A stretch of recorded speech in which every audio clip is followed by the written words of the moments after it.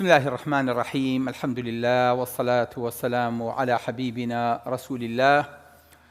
خۆشەویستان و ئازیزان، ئامادەبوانی خۆشەویست، میوانانی ماڵی پەروەردگار، بینەرانمان لە هەر شوێنێکەن بیسەران خۆشحاڵ بووین.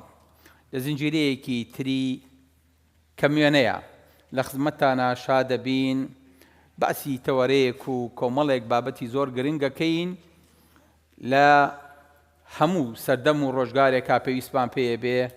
خوای گەورە زۆر بە چڕوپڕی لە قورئانە هێناوێتی و بایەخێکی زۆری پێداوە، ئەویش بریتیە لە حیوار.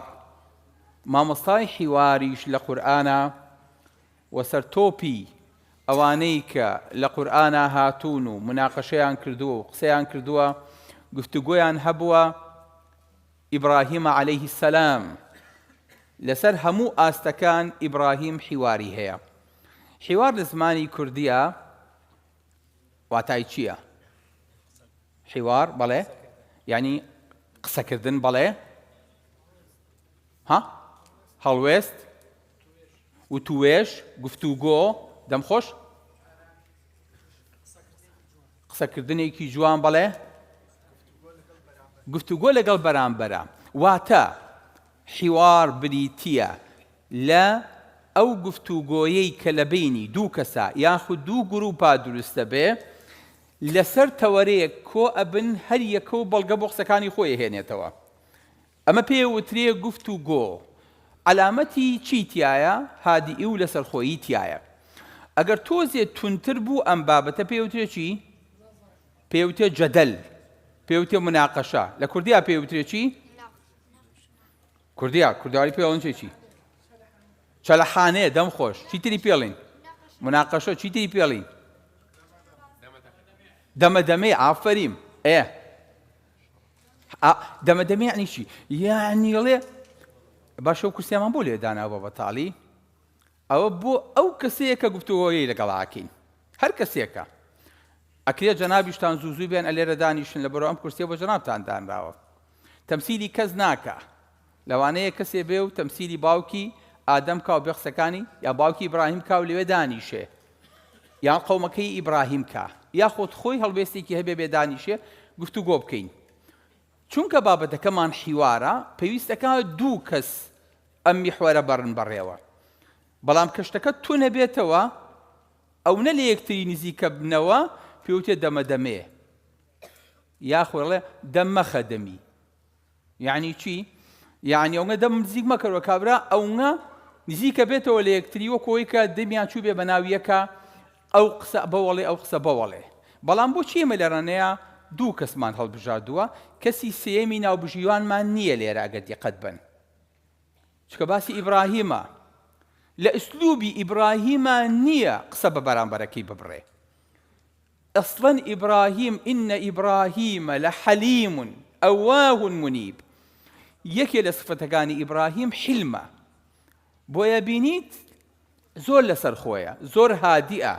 ئەی بینین کە ئەچینە خزمەتێ، بینین ئیبراهیم چی حیوارێکەکە، پێویستی بۆ نەبە بڵێ کاتی تۆ تەواو بوو فەرموو قسەی تۆیە. ئیبراهیم خۆی ئیداری حیوارەکەی کردووە و خۆشی تەوەرەکەی هەڵبژاردووە. ئەجا ئەو نە بە جوانی ئەچێتە ناو بابەتەکەوە، علمێکی زۆری پێیە. واتە ئیبراهیم لەو سەریەوە هاتۆتەوە. خوای گەورە وەسی ئیبراهیم بە چیەکە؟ فەرمێ وەلەقەد ئاتەینا ئیبراهیمە چی؟ وەلەقەد ئاتەینا ئیبراهیمە چی؟ ڕوشدەه من قبل. فەرمێ ئیبراهیم لە پێش وەختا هەر لە مناڵیە هەر لە گەنجیە دووشتمان پێیە، ڕوشتمان پێیە. ڕوشت بریتیە لە چی؟ لە دانایی لەگەڵ زانایی. ئینسان بەس نییە بەقەدەر ئەوەی کە زانا بێ دانایی لەگەڵ نەبێ. ڕوشت بریتیە لەوەی کە تۆ هەم زانابی، علمت پێ بێ، هەموو شتەکان بزانیت، لەو سەرەوە بیتەوە، بزانیت چی لە دەستی بەرامبەرەکەیایە. شارەزای علمی ئەم سەردەمە و شارەزای علمی ئاسمان بیت، بۆی کە بتوانی قسە بکەی لەگە بەرامبەرەکەدا. ئیبراهیم بەم علمەوەیەتە ناوە، بەڵام لە هەمان کاتیشا دانایە. ئەزانێ چۆن حیوارەکە با بەڕێوە، ئەزانێ چۆن وتووێژەکە ئیدارە ئەکا. بۆیە بینیت زۆربەی کات بە پرسیار دەست پێیەکە. بۆ ئەوەی کە عەقڵی بەرامبەرەکەی تاقی کاتەوە، بەرامبەرەکەی بخاتە ئەو چاڵەی کە بووی هەڵکەنووە. ما هذه التماثيل التي أنتم لها عاكفون؟ ئەم بتانە و ئەم پەیکەرانە چییە کە داتان ناوە ئەیپەرستن؟ ئەیوێ بزانێ ئەم بەرامبەرە چۆن بیر لەم بتانە ئەکاتەوە، هەتا وەکوو بەکێشی کا بۆ ناو مناقەشەیەک. ئیبراهیم لەگەڵ بەرامبەرێکە، لەگەڵ تاغوتێکا کە مناقەشاکە، ئەڵێ ڕەبی الذی یحیی ویمیت، خوای من ئەوەیە کە زیینوە کاتەوە ئەمرێنێ. تاغوتەکاڵێ ئەنە منیش ئوحیی وئومیت، منیش ئەمرێن و بژێنم. دوشتی جیاواز. ئیبراهیم یەکسەر تەوەری باسەکە گۆڕێ بە ئاقارێکی ترا. قال فإن الله يأتي بالشمس من المشرق فأتي بها من المغرب. دی خوای گەورە ئەگەر ڕاست دەکەیت، خوای گەورە ڕۆژ لە ڕۆژ هەڵاتەوە هەڵێنێ، فەرموو تۆ لە ڕۆژ ئاواوە هەڵی بێنە. واتە ئیبراهیم خۆی تەوەرەکان ئاراستە ئەکا. اینجا لەسەر شتی قورس، لەسەر یەکتاپەرستی، لەسەر ئەسڵ مناقەشە ئەکا. ئیبراهیم نایەتە شتی لاوەکیەوە، والله تۆ واو کردو، تۆ فڵان شتێ دزی و تۆ فڵان شتێ کرد و فڵان زوڵمە کرد و فڵان ستەمە کرد و فڵان قسە کرد. ناچێتە شتی شەخسیەوە. ئیبراهیم لەسەر میحوەری یەکتاپەرستی قساکە. بۆیە بینی دایمە ئیبراهیم سەرکەوتووە لە قسەکردنیە. ئیبراهیم لە حیوارەکەیە لە چیەوە دەست پێیەکە؟ لە نزیکترین کەسی خۆیەوە دەست پێیەکە کە باوکێتی، مناقشی لەگەڵاکە بە حیوارێکی هادئ، بە حیوارێکی جوان. ئیبراهیم تووڕە نابێت، یەقەتان ناوە. ئیبراهیم زۆر هادئە لە قسەکانیە. یا ئەبەتی، باوەجیان، قسەی جوان، قسەی بەجێ. بەڵام باوکی نا. راغب أنت عن آلهتي يا إبراهيم. وإبراهيم خەریکە وای لێیە بەناو ناتۆرە و نازناوی ناشرینیش بانگی کا. بەڵام ئیبراهیم خۆی تێک نایە. سأستغفر لك ربي. ئیبراهیم زۆر هادیئە لە مناقەشەکەیە. اینجا باوکی تێئەپەڕێنێ، اینجا چێ بەلای قەومەکەی، قەومەکەی تێئەپەڕێنێ، ئەچێ بەلای تاغوت، ئەچێ بەلای نەمرود. ئەی خەنە ئاگرەوە، ئەم ئیبراهیمە هەر کۆڵ نایە، هەرواز ناهێنێ. ئێمە گە جارێ دوو جار سێ جار دەڵین کاکە ئیتر بەسە جارێ گیرای دوان گیرای شەڕیان پێفرۆشتی، ئیدە بەسە واز بێنە، ئیتر عەیبە هەموو جارێت و ئەو هەموو ئەزێت و ماندوو بوون و سژن و لێدان و دەربەدەریە و چێشت، بەس ئیتر دەمی خۆ بگرە. ئەڵێ دەم بۆسێ سەرڕەحەتە. بەڵام ئیبراهیم دەمی ناوەستێ. دەمی ناوەستێ بۆ چی؟ بۆ خوا نەک بۆ خۆی. یەک قسەی ئیبراهیم لە مەسلحەتی خۆی نییە. ئیبراهیم سێ درۆی کردووە لە ژیانی خۆیە. عولەمایانە فەرموون یەک دانەی، ئەویش لەبەر شەرەف و کەرامەتی خۆی درۆی کردووە، نا هیچ کاتێ ئیبراهیم درۆی نەکردووە. کامەیە کە درۆی کردبێ؟ نەعوذ بالله. کامە ئادەی ئیبراهیم درۆی کردووە؟ بەڵێ کامە؟ ئاها ئەڵێ بەل فەعەلەه کەبیرهم هذا، ئەڵێ ئەم بتە سەرزلا بتەکانی تریشکان و ئەمە دانەیەکیان. دووەم ئەڵێ ئینی سەقیم، ئەڵێ من نەخۆشم، نەخۆشیەکی قورسم کردو بۆی لی دوورکەونەوە وازی لێ بێنن نەچێ لەگەڵیانە بۆ دەرەوە فرسەت بێنێ بتەکان بشکێنێ. سێەم بەچێ ئەڵێ؟ ئافەرین بە نەمرود ئەڵێ، یاخود بە زاڵمەکە ئەڵێ ئەوە خێزانم نییە، خوشکمە. بۆچی پێڵێ خوشکمە؟ ئەبێ خوشکی بێ؟ خوشکی دینیەتی. بەڵێ جان خێزانەکەی جوان بواڵێ ئەمە خوشکمە. ڕاستە خوشکێتی ئەڵێ لەم سەر ئەرزەیە لە ئێستەیە غەیری من و تۆ موسڵمانی تیانیە لەبەرەوە تۆ خوشکی دینیمی. کەواتە هەموو درۆکانیشی مبەڕیڕی هەیە، هەمووشی لەبەر خوا کردوێتی، کەچی بە درۆ لەسەر خۆی. بۆ چکە پێغەمبەران درۆیان نەکردووە. ئەگاتان لێیەتی هیچ کاتێ پێغەمبەران پەنایان بۆ درۆ نەبردووە. بۆ ئیبراهیمە بینیت هیچ شتێکی لە مەسلحەتی خۆی نەوتووە، هەرچیەکی هەبووە لە پێناوی خوای گەورەیە کردوێتی. وئیبراهیم الذی وەفا، بۆ ئیبراهیم خوای گەورە ئەو ڕێزەی لێناوە. چەند جار ناوی ئیبراهیم لە قورئانە هاتووە؟ 69 جار لە قورئانە خوای گەورە لە 25 سوورەتی قورئانە ئیبراهیمی باس کردووە. ئەم پیاوە ئەبێت چی بوو بێ؟ یەک کەس بە تەنیا سوبحان الله بەرامبەر ئەو هەموو شتە بۆتەوە، بۆیە خوای گەورە ناوەکی ئاوا بە گەورەی ڕاگرتووە. فەرمی ئینە ئیبراهیمە کانە چی؟ یەک کەس یان ئومەتێک؟ ئوممە. ئیبراهیم یەک ئومەتە، هیچ کەسێکی ژنی ڕقی لە ئیبراهیم بێ. تەنانەت ئەوەی کە داهاتووە پێی وترێ دینی ئیبراهیمی، ئەم دینی ئیبراهیمە بۆچی کۆیان کردوتەوە؟ ئەڵێن لە جاتی ئەوەی کە خەڵک دوای محەممەد کەوێ، دوای عیسا کەوێ، دوای موسا بکەوێ، دینەکانی تر ڕقیان لی بێ، وەرە با هەمومان لەسەر پیاوێک کۆک بین کە هەمومان خۆشمان بێ. ئەو پیاوە چێ؟ ئیبراهیمە. بەم درۆ دەلەسەیە دینی ئیبراهیمیان ێزین و کەنەوە لە کاتێکا ئیبراهیم یەکەم موحید بووە، یەکەم خواپەرست بووە، یەکەم کەس بووە کە بانگەشی بۆ یەکتاپەرستی کردووە. پاشان إبراهيم نيهوديا ونصرانيا، خواهي قرأ فيما ما كان إبراهيم يهوديا ولا نصرانيا ولكن كان حنيفا مسلما. بيابك يكتابرز بو. يا أهل الكتاب لم تحاجون في إبراهيم وما أنزلت التوراة والإنجيل إلا من بعده أفلا تعقلون؟ أي جولك أي مسيحي كان إيه وبوشي مناقشة لسي إبراهيم كانوا ألين هي إيه مايا لكاتك توراة وإنجيل دواي إبراهيم هات أخواروا واتا إبراهيم هبو دواي إسحاق إسماعيل ليكوتوا دواي يعقوب هات دواي أصبات هات يوسف هات من الله كان أمان إنجا موسى هات إنجا موسى توراتي بوها دواي أو إنجا دوای چەند سە ساڵێکی تر عیسا هاو عەلەیهی سەلام ئینجیلی بۆ هاو. کاتێوە چۆن ئیدعای ئەمە ئەکەن؟ تەنانەت خۆشەویستەکانم بچۆ لای هندۆسەکانیش، گەورەی خواکەیان چێیە لە لای هندۆسەکان؟ خالقی ئەوان چێیە؟ کەسێکە پێوترێ براهما. ئەم دینە ئەڵێن کاتی خۆی لە شەرقەوە هاتووە بۆ ئێرە پێش 2000 ساڵ لەمەوە پێش زاین. ئەلێن هی پیاوێک بووە ژنەکەی ناوی سار بووە، سار و سارو واتە سارە. کوڕێکی تری هەبووە ناوی ئیشمایل بووە، کوڕێکی تری هەبووە ناوی، یعنی هەموو ناوەکان بە ئاراستی ئەوە ڕوا هندۆسیش هەر دینەکەی ئیبراهیمە وەریان گرتووە و تەحریفیان کردو و ئەمەی لێکەوتۆتەوە. سبحان الله. واتەمە بەسمان یەک شتە لێرە نیا بێڵین، هەموو دینەکان سبحان الله لەسەر ئیبراهیم کۆکن، هەمویان پێیان وایە ئیبراهیم هی ئەوانە. بەڵام ئەوەی کە ئەمانەیانەوێت لە دینی ئیسلاما بیکەن ئەیانەوێت خەڵک وردە وردە دوور خەنەوە بە ناوی ئاشتی و پێکەوە ژیانەوە دینی ئیسلام لەناو بۆتەی جاهیلیەت و دینە دەستکرای کراوەکانی یەهود و جوولەکەیە لەگەڵ مەسیحەکانە بتوێنەوە و خەڵک خوانە ناسێ و دینێکی تازە دابێنن کە ئەمە بە هیچ شێوەیە قبوڵ نییە و الحەمدولله خوای گەورە ڕیسەکانی کردەوە بەخوری.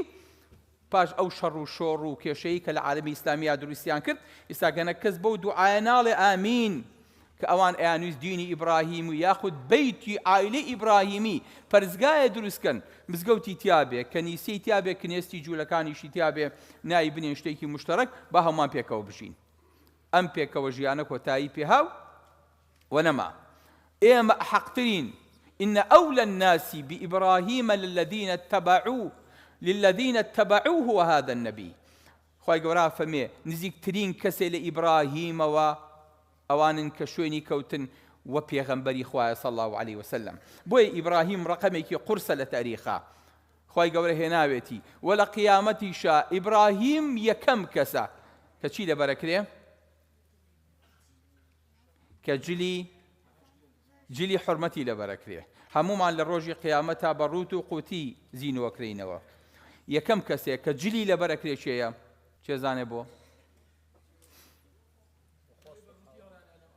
ئافەریم لەبەرەوەی کە بەڕووتی هەڵێ نایە ناو ئاگرەکەوە دەست و پێیان بەستەوە ڕوت و قوتیان کردەوە لەبەرەوە یەکەم کە جلی حورمەتی لەبەرە کرێت. چیتر؟ چکاڵێن ئیبراهیم یەکەم کەسێ بووە کە شەرواڵی لە پێ کردووە بۆ ئەوەی کە عەورەتی بەرئەرز نەکەوێت لە کاتی سوژدەبردنە. بەرە خوای گەورە ئەزانێن پیاوە زۆر پیاوێکی بە حورمەتە یەکەم کەس جلی حورمەتی لەبەرەکە لە ڕۆژی قیامەتە. شانازیە بۆ کورد باسی کەسێ بکەین یەکەم کە شەرواڵی لە پێکرد بێ. نەمرود لە کۆ ژیاوە؟ لە بابل، دواتە لە عێراقا ژیاوە. لەگەڵ قەومەکەی خۆیان سیراعی هەبووە. شوێنێکەیە لە کوردستانە پێڵێن دۆڵناران. چیە زانێت لەکوێیە؟ دۆڵناران، بەڵێ دۆڵناران ئافرین، لە منتەقەی بتوێنە، لە منتەقەی لای ڕانیەیە. بەڵێ بۆچی پێوتێ دۆڵناران؟ یعنی دۆڵێک بووە ئاگریان تیا کردوتەوە بۆ ئیبراهیم عەلەیه السەلام. واتە ئیبراهیم عەلەیه السەلام خوای گەورە چی لێ کردووە؟ خوای گەورە هێشتوێتەوە لەم منتەقەیە، بەڵام هەر لە منتەقەیە ماوەتەوە چۆ بۆ شووی تر، دوای عێراق چۆ بۆ شووی تر، چۆ بۆ شام، چۆ بۆ فەڵەستین، دوایە چۆ بۆ شۆ، چۆ بۆ میسر، ئافرین، دوای چۆ بۆ شۆ، دوای چۆ بۆ مەکە. واتە ئیبراهیم شوێنی بەخۆی نەگرتووە، لە بینی ئەم وڵاتانەیە هیجرەتی کردووە. وقال ئینی مهاجر إلى ربي، من هیجرەتەکەم بۆ لای خوای گەورە. فآمن له چێ؟ یەک کەس ئیمانی پێهێنا، فآمن له لوط، بەس لوطی برازای ئیمانی پێهێنا. سبحان الله، سێری ئەم پیاوەکە، سێری ئەم کەڵە پیاوەکە، سێری ئەم پیاوە گەورەیەکە کە چۆن ڕقەمێکی قورس بووە. پێغەمبەری خوا صلی الله عليه وسلم فەرمێ کە چوومە ئیسرا و میعراج لەگەڵ جبریل ڕۆیشتین گەیشتین ئاسمانی حەوتەم. جبریل لە ئاسمانیدا دەرگاکەمان بۆ بکەنەوە، فەرمووی چێیە؟ وتی جبریلە. وتیان چێت لەگەڵە؟ وتی محەممەد. وتی محەممەد وەحی بۆ هاتووە بۆ بە پێغەمبەر؟ وتیان بەڵێ. وتی فەرموون. تێرگان بۆ کردینەوە و چوینە ئاسمانی حەوتەم. وتی پیاوێکم بینی ئاوا پشتیدا بۆ بە بەیت المەعموورەوە. وتم جبریل ئەمە چێیە؟ وتیەوە باوکتە ئیبراهیم عەلەیه السەلام. چونکە لە دنیاە کەعبەی دروست کرده بوو، کەعبەش ئیمتیدادی بەیت المەعموورە لە ئاسمان، کە پێغەمبەری خوا صلی الله عليه وسلم فەرمێ هەموو ڕۆژێ 700,000 مەلایکە نوێژی تیاکا و ناگەڕێنەوە بۆی. ئێمە ساڵانە عەمراکەین و حەجەکەین، فەرمێ ئەوەی لەو 700,000 مەلایکە لەوەتی خوای گەورە ئەرز و ئاسمانی دروست کردووە، یەک جار تەوافی کرد لە بەیت المەعموور ناگەڕێتەوە. 700,000 مەلایکە ڕۆژی دواییەن، 700,000 تریەن. فەرمێ ئیبراهیم پاڵی دابوو بەو بەیت المەعموورەوە. وتی ئەی محەممەد سەلام لە ئومەتەکە بکە، پێیان بڵێ بەهەش زۆر خۆشە، ئەرزەکەی زۆر زۆر بەبەرەکەتە، ئاوەکەی زۆر شیرینە، وە غەرسەکەشی، دار و ڕووەکەکەشی بریتیە لە چی؟ سبحان الله، والحمد لله ولا إله إلا الله والله أكبر. ئەو چوار کەلیمەیە. فەرمی دارەکانی بەهەشت، سەوزایی بەهەشت بریتیە لەمە، لەبەرە زۆر دووباری کەنەوە لای خۆتە. واتە ئیبراهیم سەلاممان بۆ نێڕێ، فەرمێ ئەی محەممەد سەلام لە قەومەکە بکە. پێغەمبەری خوا صلی الله عليه وسلم فەرمێ شێوەی ئیبراهیم، شکلی ئیبراهیم لە چیە؟ شێ زۆر لەناو سەحابەکانی خۆیان فەرمێ زۆر لە چێ ئەگەر سەیرتان کرد بزان ڕێک فڵان کەسە. ئەبوو بەکر نە، پێغەمبەر صلی الله عليه وسلم ئەفەرمێ ئیبراهیم شکلی لە پێغەمبەرەکەتانە چی؟ بۆ چکە باپیرێتی. بۆیە خۆشەویستەکانم، ئیبراهیم پیاوێک بە لەگەڵ خوای گەورەیان ڕاست بووە، پیاوێکی صادق بووە، پیاوێک ئینەهو کانە صدیقا نەبیە، پیاوێک بۆ پێغەمبەر بووە، بەڵام صدیق و ڕازگۆش بووە لە هەمان کاتا. بۆیە بینی خوای گەورە ناوەکی ئیبراهیمی هەڵگرتووە بۆ ئێستاکەنە. وەڵای من قسە ئیبراهیمە خوێنمەوە، وەڵای زۆر جار غیبتەی پێوە مەڵێم سبحان الله ئەم پیاوە چی بووە.